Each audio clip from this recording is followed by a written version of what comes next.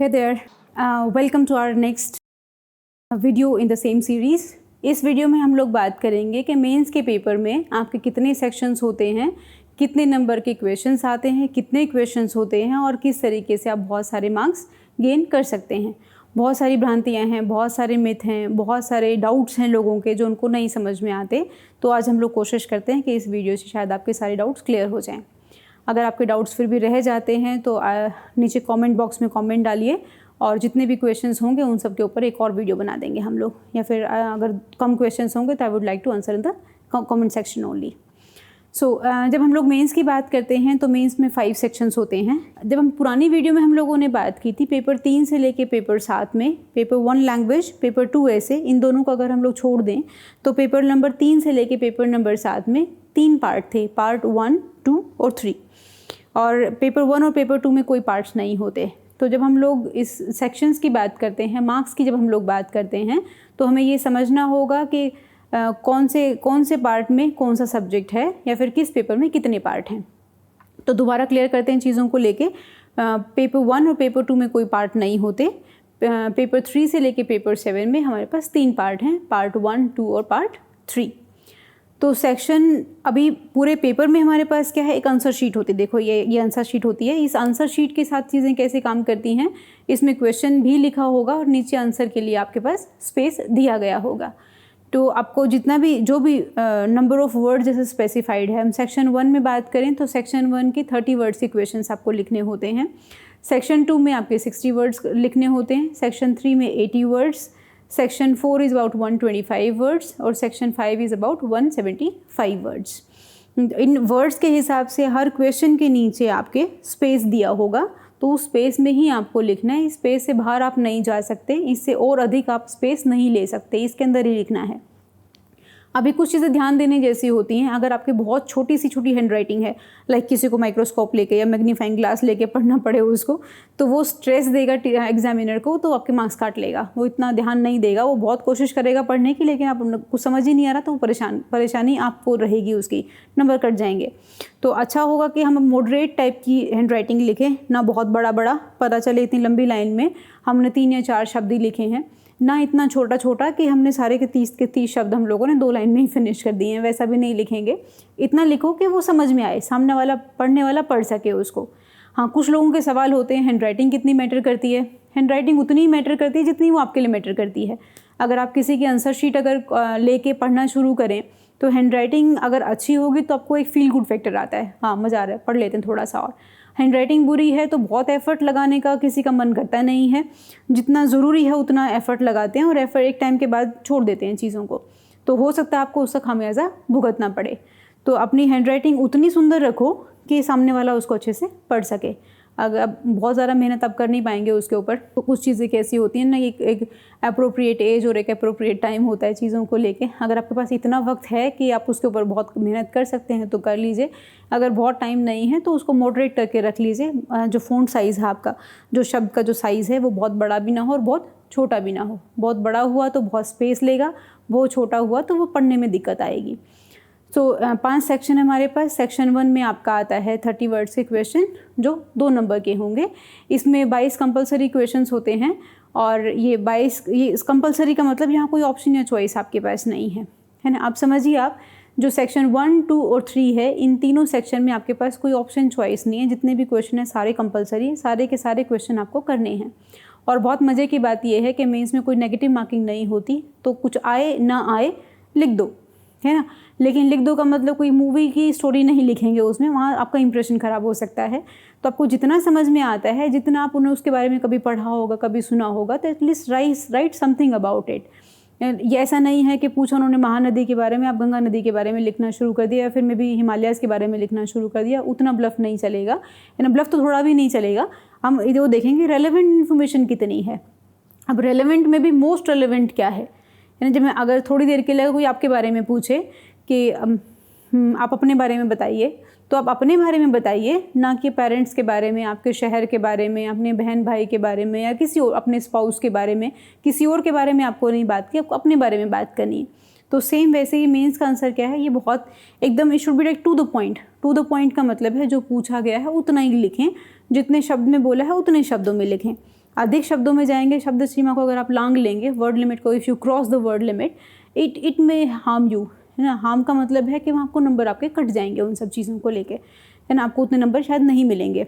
2 number का question है तो हो सकता है आपको 1.5 मार्क्स मिले या फिर 1 ही नंबर मिले, 1 मार्क्स ही मिले आपको, depending upon the quality you have written, quality content. और क्वालिटी कंटेंट के अलावा मतलब कंटेंट की क्वालिटी की बात करें, हैंड राइटिंग की क्वालिटी की बात नहीं कर रहे हैं, है ना। कंटेंट की क्वालिटी कैसी है उसके हिसाब से नंबर मिलेंगे आपको। और इसके अलावा आपने उस शब्द सीमा का उसके दायरे में ही लिखा है या उसके बाहर चले गए हैं, बाहर चले गए हैं तो 0.5 मार्क्स या 0.25 कुछ भी जो उनको लगेगा वो उतने आपके काट लेंगे, उतने नहीं देंगे, ठीक है ना। So we have 5 section, section 1, 2, 3 और 5। Section 1 is about 2 mark question 30 words, और section 2 is about 4 marks question 60 words. Section 3 is about your 8 marks question 100 words. Section 4 और 5 में यहाँ आपके पास चॉइस है। चॉइस का मतलब है कि आपको 2 क्वेश्चन दिए हैं, 2 में से 1 क्वेश्चन करना है सेक्शन 4 में, और ये रहेगा आपका पार्ट 2 से। पार्ट 1 और 3 से क्वेश्चन नहीं आएंगे।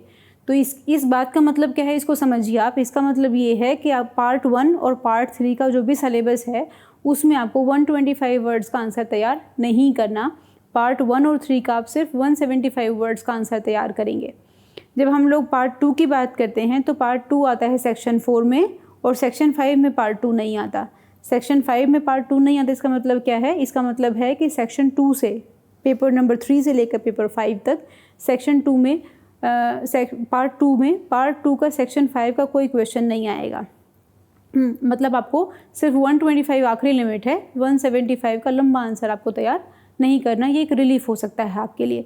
तो इस रणनीति से अगर हम चलेंगे तो हमें ये समझ में आएगा कितना किस पेपर में या किस सब्जेक्ट में हमें कितना पढ़ने की ज़रूरत है और कितने शब्द हमें आने चाहिए किसी भी क्वेश्चन के लिए। अगर बहुत लंबा क्वेश्चन आएगा पार्ट 2 से तो 125 का आएगा, है ना। और अगर हम पार्ट 1 और 3 की बात करें तो बहुत लंबा अगर क्वेश्चन आएगा तो 175 वर्ड्स का आएगा। इसका मतलब ये है कि आपको किसी भी पेपर में, किसी भी पार्ट में आपको बहुत सारा, मतलब पेपर नंबर 3 से 7 तक आपको 5000 वर्ड्स, 2000 वर्ड्स, 1000 वर्ड्स तक इतना लंबा आपको आंसर तैयार करने की ज़रूरत नहीं है। पेपर 1 में जो आपका लैंग्वेज वाला है उसमें बहुत सिंगल लाइनर या सिंगल वर्ड, 1 वर्ड टाइप के आंसर्स भी आते हैं, तो आप वैसा प्रिपेयर करेंगे। ऐसे इज़ अबाउट ऐसे की तरह चलेगा वो। आप उसको पॉइंट्स में नहीं लिखेंगे, जहाँ ज़रूरत है सिर्फ वहीं पॉइंट्स में लिखेंगे। ऐसे कभी भी वो नोट्स के जैसा नहीं होता, बुलेट्स और पॉइंट्स में लिखना वैसा नहीं है। It is more about conversation. Conversation का मतलब आप अपने विचारों किस तरह से प्रस्तुत करते हैं, ये वैसा है। जितने भी सेक्शंस की हम लोग बात करें, सेक्शन कहाँ काम आएंगे, सेक्शन 1 से लेके 5 तक, पेपर नंबर 3 से लेके पेपर नंबर 7 तक काम आएंगे। इसके अलावा और पेपर 1 और 2 में वो काम नहीं आएगा। तो हम लोगों ने 5 सेक्शंस की बात की। सेक्शन 4 पे थे हम लोग। सेक्शन 4 आपका सिर्फ पार्ट 2 से क्वेश्चन आएगा। इसमें 2 क्वेश्चन आएंगे, 2 में से कोई एक क्वेश्चन आपको करना है। जब हम सेक्शन 5 की बात करते हैं तो यहाँ 4 क्वेश्चन आएंगे। 2 क्वेश्चन आएंगे पार्ट 1 से और 2 क्वेश्चन आएंगे पार्ट 3 से। तो जो 2 क्वेश्चन पार्ट 1 से उन दोनों में से कोई एक करना है, और जो 2 क्वेश्चन पार्ट 3 से इन दोनों में से कोई एक करना है। तो आइडली आपको सेक्शन 5 में 2 ही क्वेश्चन करने हैं, एक क्वेश्चन पार्ट 1 से और एक क्वेश्चन पार्ट 3 से। तो यहाँ पे आप स्किप नहीं कर सकते। आप ये नहीं कर सकते दोनों क्वेश्चन में उठा के पार्ट 1 से कर लूँ, वैसा नहीं कर पाएंगे आप। एक क्वेश्चन एक पार्ट से करना है और दूसरा क्वेश्चन दूसरे पार्ट से करना है, इस तरीके से वो जाएगा। तो यही तरीका है उसका। अब वर्ड लिमिट किस लिए दी गई है? वर्ड लिमिट इसलिए दी गई है ताकि आप फोकस्ड होके, प्रिसाइज होके और जितना पूछा उतना ही लिखें। अब जितना पूछा उतना ही लिखने का मतलब क्या है? अगर डेफिनेशन पूछी है, example define public administration, define communication, या फिर 1857 जो रिवोल्ट हुआ था उसके से रीज़न बताने हैं आपको, तो वो जब रीजंस की बात करें या फिर डेफिनेशंस की बात करें तो इसमें आपको सब चीज़ें एकदम तैयार होनी चाहिए। आपको पहले से पता होना चाहिए कि अगर डेफिनेशन आ गई तो मुझे डेफिनेशन कौन सी लिखनी है, और अगर किसी ने रीजंस, फैक्ट्स, कैरेक्टरिस्टिक्स, फीचर्स, अगर इस तरह के सवाल पूछ लिए हैं तो मुझे कितने कैरेक्टरिस्टिक्स, कितनी फीचर या कितने रीजंस लिखने हैं, वो सब चीज़ें वेल प्रिपेयर्ड आपके पास होनी चाहिए। विद टाइम पढ़ते पढ़ते कॉमन सेंस से आप ये भी समझ पाएंगे कि कोई क्वेश्चन है तो कितने नंबर में वो पूछ सकता है। जैसे डेफिनेशन है वो हमेशा सेक्शन 1 में ही पूछेंगे, सेक्शन 2, 3, 4, 5 में नहीं पूछेंगे आपसे वो। फीचर्स या कैरेक्टरिस्टिक्स की बात करें, अगर फीचर्स बहुत सारी हैं आपके पास तो सेक्शन 2 में पूछेंगे, और अगर फीचर्स कम हैं तो सेक्शन 1 में वो पूछ सकते हैं आपसे। तो वर्ड लिमिट, मार्क्स, कितने कंपलसरी क्वेश्चन हैं, इसको आप ध्यान में रखते हुए अपनी प्रिपरेशन करेंगे। अब पेपर अटेम्प्ट करने का तरीके की जब हम लोग बात करते हैं, कुछ लोग क्या करते हैं, पीछे से शुरू करते हैं। पीछे से शुरू करने का मतलब है सेक्शन 5 से शुरू करेंगे और सेक्शन 1 की तरफ जाते हैं, जो कि सेक्शन 5 है वो ज़्यादा मार्क्स का पेपर है आपका, मतलब वो ज़्यादा मार्क्स उसमें आप अर्जित कर सकते हैं, उसमें you can acquire more marks, you can gain more marks into. लेकिन चीज़ें अब उल्टी होती हैं। उल्टी होने का मतलब क्या है, सेक्शन 1 और सेक्शन 2 में you can score full marks, 2 में से 2 नंबर या 4 में से 4 नंबर आपको मिल सकते हैं। लेकिन जैसे ही हम लोग 3, 4 और 5 की तरफ जाते हैं, वो आपको पूरे नंबर कभी नहीं मिलेंगे, है ना। पूरे नंबर नहीं मिलेंगे, 2 नंबर 3 नंबर वो उसमें से कट जाएंगे।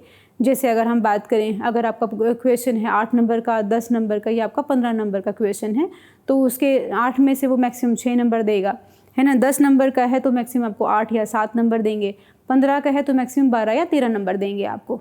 तो अभी हमें ये देखना है कि जो 2-2 नंबर के जो क्वेश्चन है उसमें आपको फुल मार्क्स अगर मिल सकते हैं तो हम उसको वहीं से शुरू करें। सेक्शन 1 से शुरू करते हुए हम सेक्शन 5 की तरफ जाएं और वहाँ जहाँ आपको पूरे नंबर मिल सकते हैं तो वो सारे नंबर हम लेते हुए ही आगे बढ़ें। तो ये अच्छा तरीका रहता है कि हम सेक्शन 1 से लेके सेक्शन 5 की तरफ जाएं। अगर आपको जो क्वेश्चन नहीं आता है तो उसको छोड़ दें और फटाफट आगे मूव करते चले जाएं। इस बात को लेके परेशान ना हो कि मैंने बहुत सारे क्वेश्चन छोड़ दिए, इट्स ओके। आपके पास मेंस में टाइम बहुत कम होता है, बहुत एकदम लिमिटेड टाइम है। जितना आप सोचने में, विचार करने में, ग्रीव करने में, दुखी होने में, है ना, जितना चिंता करने में परेशान, वो जितना भी आप समय गंवाएंगे वो सारा आपको it will take your toll on you. Toll का मतलब क्या है, जो क्वेश्चन आपको आता है तो वो क्वेश्चन भी आप भूल जाएंगे, उसको आप नहीं कर पाएंगे और फाइनली आपका जो टोटल स्कोर है उसमें आपको परेशानी क्रिएट करेगा आपके लिए वो। तो हमें क्या करना है, सेक्शन 1 से शुरू करो, सेक्शन 5 की तरफ आओ, जितना आता है उतना लिख दो। अगर आपके पास लगता है लास्ट में टाइम की कमी रह गई, टाइम की कमी अक्सर उनके पास रहती है जिन लोगों ने टेस्ट सीरीज़ नहीं दी या जिन लोगों ने घर में प्रैक्टिस नहीं की। अलार्म लगा के प्रैक्टिस करेंगे या टेस्ट सीरीज़ देंगे, उस एग्ज़ाम माहौल में अगर आप काम करेंगे तो आपको ऑटोमेटिकली हैबिट हो जाएगी उन सब चीज़ों की। तो आपका पेपर नहीं बचेगा लास्ट में। ऐसा नहीं होगा कुछ क्वेश्चंस रह गए, मुझे आते थे लेकिन मैं लिख नहीं पाई। तो उस केस में हमें क्या करना है, अगर मान लो आपका टाइम चला गया है, ख़त्म होने के दौर पे है, लेकिन आपके कुछ क्वेश्चंस रह गए हैं, तो जितना आता है उतना लिख दो। 2 लाइन, 3 लाइन, 4 लाइन, उतना अगर आप लिख देंगे तो एटलीस्ट यू विल गेट 1 और 2 मार्क्स आउट ऑफ दैट। कुछ ना कुछ नंबर आपको उसमें मिल जाएंगे। बहुत इंपॉर्टेंट ये है कि आप एग्ज़ाम की स्ट्रैटेजी या रणनीति किस तरीके से तैयार करते हैं। और दूसरा ये मैटर करता है कि आपने पहले कुछ क्वेश्चंस की प्रैक्टिस की थी कि नहीं की थी, आपने टेस्ट सीरीज़ दी थी कि नहीं दी थी, आपने वो अलार्म लगा के या फिर वो टाइमर लगा के पेपर सॉल्व किए थे या नहीं किए थे। तो बहुत इंपॉर्टेंट है, टाइम बहुत इंपॉर्टेंट है, आपकी हैंड राइटिंग इंपॉर्टेंट है और आपको उस फॉर्मेट में लिखना आना चाहिए जो भी एग्ज़ाम का फॉर्मेट है। तो एग्ज़ाम का फॉर्मेट होता कैसे है वो आप अभी देख सकते हैं और इसके हिसाब से अपनी प्रिपरेशन कीजिए। कोई भी अगर आपको दिक्कत लगे, परेशानी लगे, कुछ सवाल हों, आपके कुछ डाउट्स हों, तो you can always reach to us. Thank you so much.